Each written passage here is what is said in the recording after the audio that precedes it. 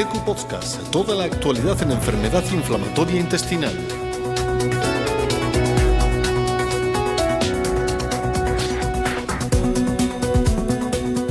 Hola a todos y bienvenidos a un nuevo episodio de GTQ Podcast. Hoy abordamos un tema de gran relevancia que, aunque a menudo pasa por alto, tiene un impacto significativo en la calidad de vida de los pacientes con enfermedad inflamatoria intestinal. Hablamos de la sexualidad. Sabemos que estas personas pueden enfrentar desafíos específicos en su vida sexual debido a los síntomas, los tratamientos y el impacto psicológico de la enfermedad. Por eso es fundamental hablar de sexo en el contexto de la enfermedad inflamatoria intestinal. Hoy tenemos una mesa redonda especial con 3 expertas en el tema. Nos acompañan Lucía Espósito, presidenta de ACU España, quien compartirá su perspectiva como paciente y defensora de los derechos de las personas con enfermedad inflamatoria intestinal. Está también Lourdes Pérez Restoy, educadora de género y sexóloga con formación en neurociencia y sexología avanzada, especializada en sexualidad, diversidad funcional y sexología educativa, entre otras.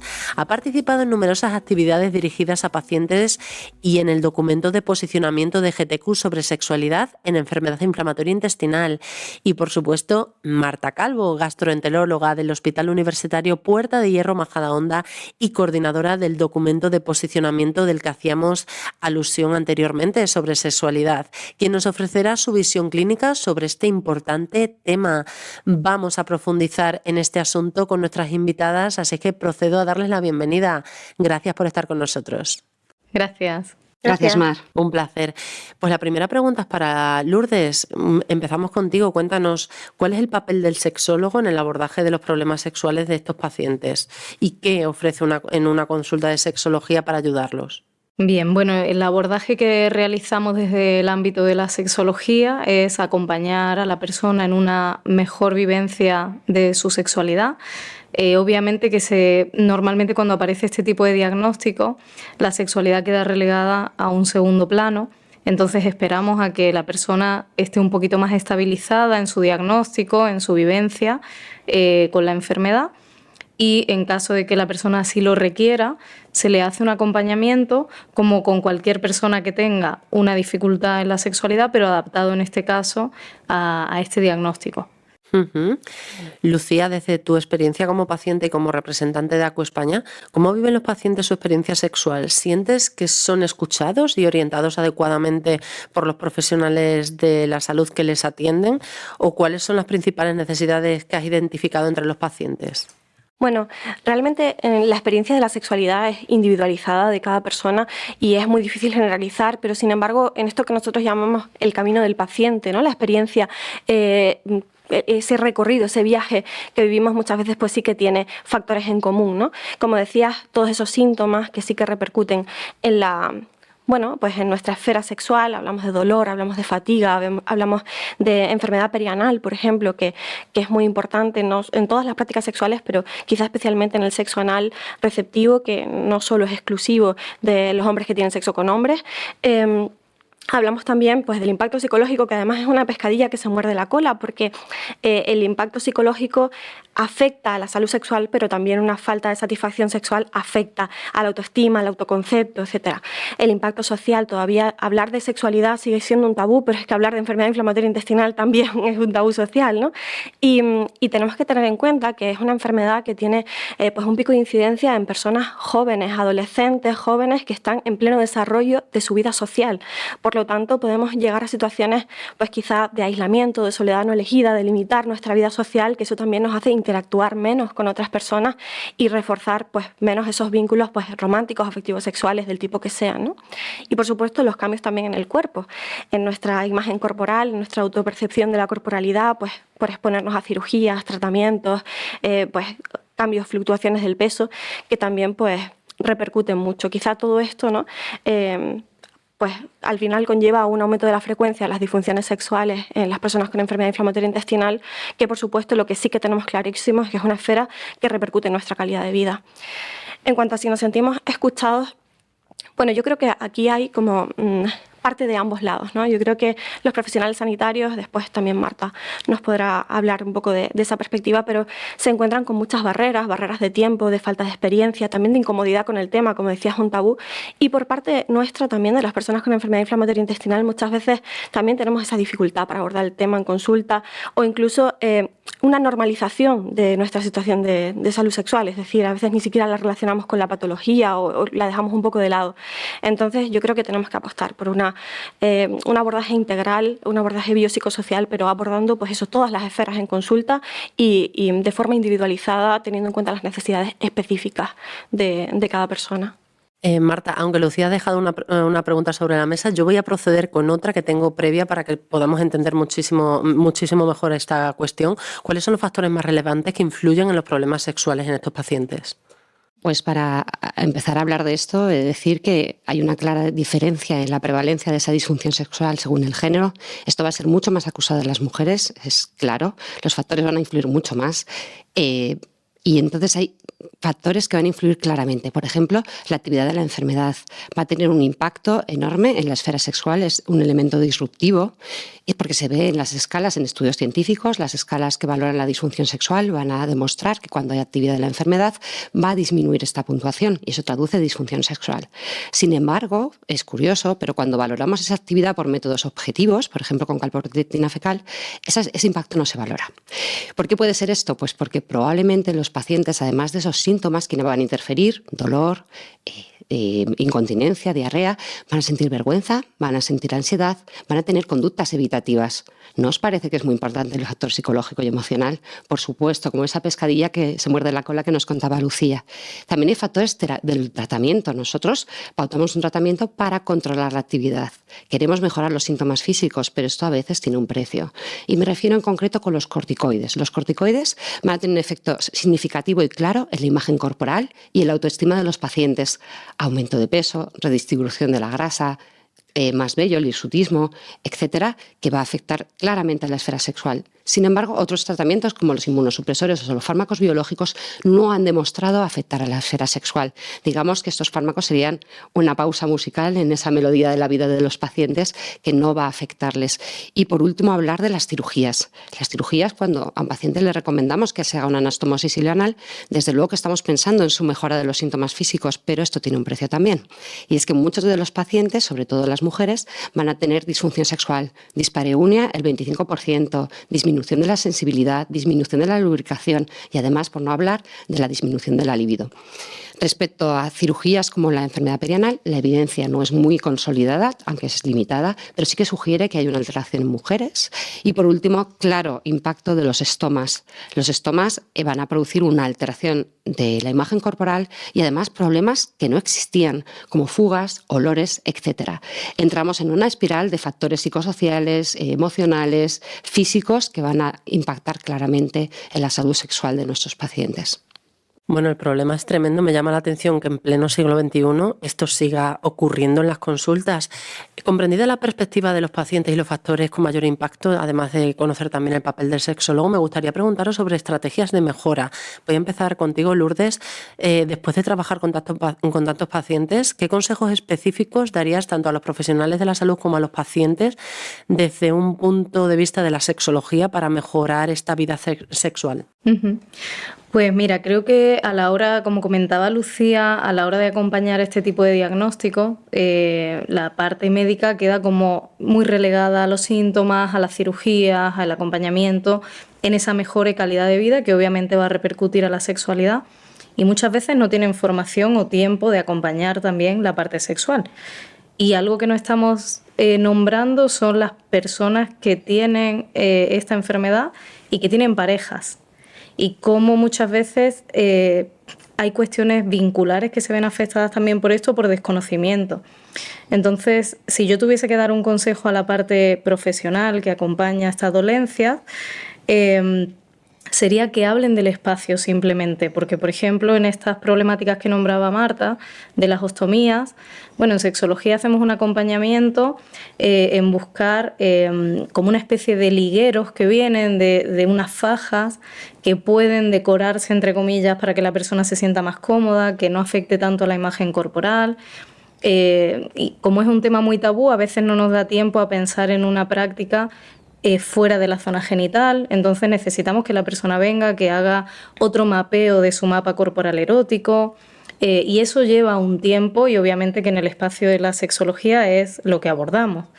No vamos a hacerlo durante un brote para que la persona tampoco le genere un impacto negativo y diga no me siento cómoda, no tengo deseo sexual en este momento, pero el simple hecho de nombrarlo en consulta, de decir, oye, tu vida sexual se va a ver afectada porque esto es como una repercusión, por ejemplo, de las cirugías, pero si quieres hay otras formas de descubrir la sexualidad, descubrir tu cuerpo, tener placer físico, y está bien que sepas que la sexología existe, ¿no? Creo que por lo menos nombrarla ya es un montón, porque nos llegan pacientes que no tienen ni idea de que existimos. Hay muchos pacientes que dicen no sabía que estaba esta posibilidad de asistir a un espacio donde hablar exclusivamente de cuestiones de placer físico vinculado esto a la pareja, a lo erótico, adaptación de juguetes. Entonces, a los profesionales creo que les haría esa recomendación, y a los pacientes que consulten. Que una consulta preventiva ayuda muchísimo a que un problema sexual no se estanque. Entonces, sería maravilloso que ante un síntoma, o decir, bueno, tengo esta enfermedad, sé que voy a atravesar por una cirugía y esto va a repercutir en mi vida sexual, de pareja y demás, voy a ir antes, para que por lo menos acompañemos como profesionales y digamos, esto que te va a pasar es esperable, esta falta de deseo que tienes ahora va a volver, pero entender también que los tiempos de cuando aparece un diagnóstico es lo esperable, pero si lo acompañamos desde un lugar informativo y cuidando esa intimidad del vínculo, va a mejorar muchísimo. Y hay parejas que por desgracia terminan separándose ante estas situaciones porque no tienen ni idea de cómo abordarlo. Entonces, creo que una consulta preventiva siempre va a ayudar a que la vida sexual sea lo mejor posible dentro del diagnóstico y de la situación. Y que una consulta no implica un tratamiento, esto también es importante. Dentro de esta enfermedad se trabaja mucho en interconsulta, los gastro con los cirujanos, o sea, hay como todo un equipo, y creo que es interesante ver cómo el sexólogo puede entrar ahí en una fase final, obviamente, o como más asentada ya el diagnóstico, justamente para acompañar desde este lugar. De decir, haz una consulta, a lo mejor yo te voy a volver a derivar a tu médico y te voy a decir, ahora mismo no podemos hacer nada porque tienes la ostomía recién puesta, no nos vamos a poner a hacerte una faja, o si tienes un setón en una fístula, no vamos a hacer una práctica anal ahora, no vamos a ver cómo está esa inervación nerviosa a la hora de tener una práctica sexual. Pero podemos consultarlo con tu médico. Yo al final he tenido que estudiar mucho y preguntarle mucho a los médicos, porque venían personas a decirme, ¿puedo tener este tipo de prácticas sexuales? Como, no lo sé, porque aparte cada cirugía es diferente. Entonces, si hacemos equipo, la persona va a ir como animándose un poco más, y como decía Lucía, es un tema tan tabú que a lo mejor pensamos que es fácil, pero poca gente se anima a decirle a su médico, oye, a mí me gusta que me hagan sexo oral o anal, o ¿cómo hago ahora? Entonces, bueno, creo que el hecho de que sepan que existimos, creo que ya es un montón. Es una suerte que existáis. Sí, yo digo solamente eso, que es una suerte que existáis, porque estábamos hablando de consecuencias alarmantes, ¿no? En el caso de que se pueden resolver a lo mejor con una única consulta. Lucía, ¿tú qué estrategias consideras más efectivas para mantener una vida sexual satisfactoria como representante de los pacientes? Yo creo que cuando un poco aceptas ya el diagnóstico y la cronicidad que esto conlleva, llegas a la conclusión de que las reglas del juego han cambiado, ¿no? Y que ahora, no desde la resignación ni desde ese conformismo, sino todo lo contrario, ¿no? Con la actitud de reinventar la sexualidad, de un poco reconstruir o redescubrir determinadas cosas. Y para esto yo creo que hay factores que son súper importantes. Por un lado, necesitamos información para saber qué nos pasa, y para eso también necesitamos herramientas que estén validadas en nuestro contexto, que nos den, digamos, estos datos con los que podemos trabajar. Es importante que toda la investigación que se haga también teniendo en cuenta la perspectiva de las personas con enfermedad inflamatoria intestinal.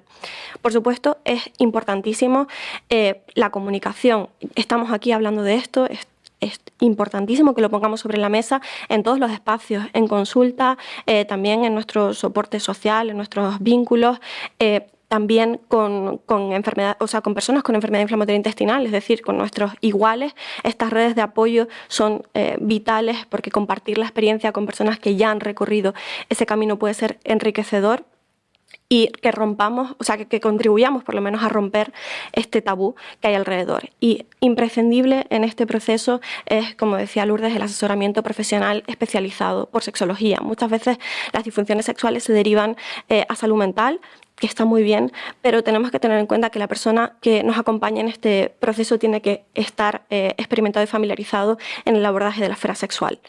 Y eso es vital para nosotros.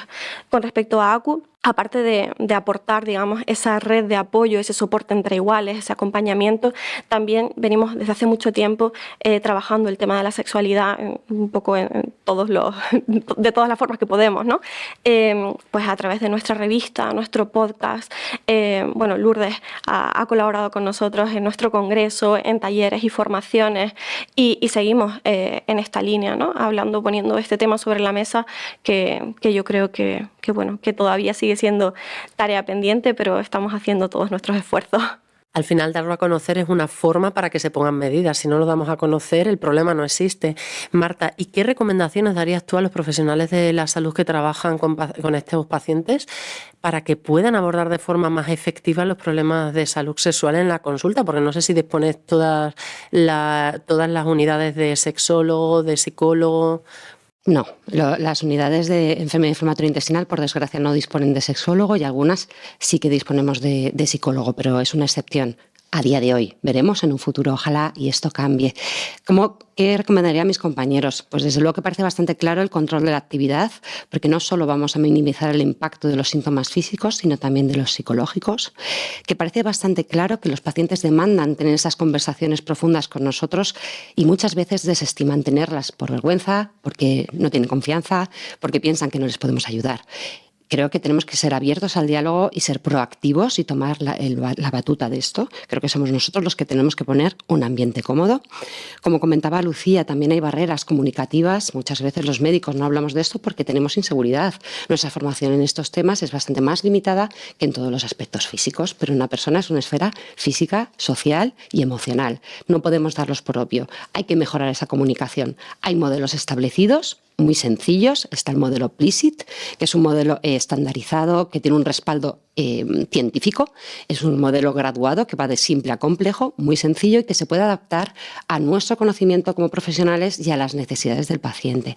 Consta de 4 fases. La primera es pedir permiso de hablar de este tema. Eso abre espacio con preguntas abiertas al paciente a que se sienta en confianza. Dar información limitada. Muchas veces los pacientes desconocen que la enfermedad va a afectar a su esfera sexual. Eso les va a poner cómodo y va a tener su interés. Hacer sugerencias específicas en base a lo que nosotros conocemos y las necesidades específicas del paciente, y desde luego no dudar a remitir especialistas cuando necesitan recursos adicionales que nosotros, por desgracia, no vamos a poderles proporcionar. Además, creemos en las prescripciones web, la formación online. Me estoy refiriendo a Educa Inflamatoria. Educa Inflamatoria es una página web que tiene un menú específico con educación sexual. Esto lo que va a hacer no solo empoderar al paciente con conocimiento específico, sino que va a abrir el diálogo, gracias a ese conocimiento, con sus profesionales. Y también, desde luego, investigación. Nosotros somos médicos, somos científicos, tenemos que investigar. Y un punto importante es la validación de escalas de disfunción sexual. Necesitamos detectar, medir el impacto de nuestros tratamientos y ver cómo podríamos mejorar. En ese sentido, hay una iniciativa, Educa Inflamatoria GTQ, que pretende validar una escala de disfunción sexual masculina, y vienen por detrás también en disfunción sexual femenina. Y, por supuesto, como han comentado tanto Lourdes como Lucía, ese trabajo colaborativo, no solo de profesionales sanitarios, claro que sí, los gastroenterólogos, las enfermeras, otros enfermeros de enfermedad inflamatoria intestinal, estamos en primera línea, pero también psicólogos, psiquiatras, ginecólogos, urólogos, cirujanos, en colaboración con los sexólogos, y desde luego que enmarcados en la ayuda que se presenta en la comunidad de pacientes, que donde nosotros no podríamos llegar. Y además algo muy importante, Marta, que yo sé que tú también lo defiendes siempre, es prescribir asociaciones de pacientes, porque como estábamos diciendo, ACU también tiene un músculo, ¿no?, para poder llegar a los pacientes en estos temas, en temas de sexo. Por supuesto, yo creo que no hay mayor comunicación que la que te puede dar una persona como tú, que vive lo que vives tú. Creo que el poder de esa comunicación no lo podemos tener los demás. Sentirse acompañado de verdad y con la empatía es totalmente relevante. Uh-huh. Ahora sí que me gustaría que me respondierais las tres. Yo quiero que sacáis vuestra bola de cristal y me comentéis cómo veis el futuro, ¿no?, en cuanto al abordaje de la sexualidad en pacientes con enfermedad inflamatoria intestinal. ¿Qué avances o cambios creéis que son necesarios para mejorar aún más la atención y el apoyo que necesitan estos pacientes? Si quieres empezamos por ti, Lourdes. Vale, pues yo la verdad que tengo muy buenas sensaciones. El hecho de que en un congreso médico como este en el que estamos hoy se le dé espacio a tener una mesa específica de sexología, que se le dé espacio a pacientes, a profesionales como a mí en este caso, que trae específicamente esta formación, creo que abre una puerta a decir, vale, aquí hay una demanda. Después vamos a ver de la mano de los pacientes, de la mano de todo el personal sanitario, cómo acompañamos eso, pero el hecho de ya estar es algo que antes no pasaba. Entonces, desde mi punto de vista, es algo maravilloso y que esto ya no hay marcha atrás también, porque los pacientes ya han dicho, esto está aquí, entonces vamos a hablarlo. Creo que vamos en buen camino. Perfecto. Lucía, ¿qué opinas? Totalmente de acuerdo. Para mí, en general las organizaciones de pacientes tenemos una perspectiva súper esperanzadora, ¿no?, sobre lo que viene. Estamos viviendo un cambio de paradigma en realidad, porque pues de repente eso que hace un tiempo era como una promesa de cambio, pues de ese abordaje biopsicosocial, integral, centrado en la persona, empieza a hacerse realidad. Ahora sí que, sobre todo cuando hablamos de patologías como la nuestra, de cronicidad, abarcamos no solo la esfera física, la esfera biológica, sino abarcamos otras esferas en esta atención y también esos equipos multidisciplinares también se están convirtiendo en una realidad en el tratamiento de las personas con enfermedad inflamatoria intestinal. Y esto pues abre, digamos, el camino a un futuro en el que realmente la asistencia a las personas con enfermedad inflamatoria intestinal sea mucho más completa. Y por supuesto, los pacientes, por fin, también empezamos a estar integrados en todas estas tomas de decisiones, ¿no?, desde un punto de vista activo, ¿no? Pues no tutelado, no pasivo, sino realmente con decisiones informadas y, que más muestra, ¿no?, que estamos aquí, pues la perspectiva médica, la perspectiva de paciente y la perspectiva de sexología hablando sobre esto. Yo creo que queda mucho por hacer, pero yo creo que estamos en ese camino. Genial. Un futuro esperanzador, Marta. Yo no lo veo como futuro, es una presente. Ahora mismo es una presente. Creo que se ha abierto la caja de Pandora y no se va a cerrar. Un vivo ejemplo es en este congreso, como decía Lourdes, hay una mesa específica, ha habido una rueda de prensa que se ha abordado este tema, hay un documento de posicionamiento multidisciplinar con profesionales, sexólogos y pacientes, hay ideas de hacer estudios con validación de escalas. Quiero decir, se está viendo brotes verdes que son una realidad, por suerte, para los pacientes que se lo merecen. Y se están analizando las necesidades, porque tú nos traías una larga lista. Se están analizando perfectamente, están bastante bien identificadas y ahí tenemos que trabajar. Claro que sí, mano a mano.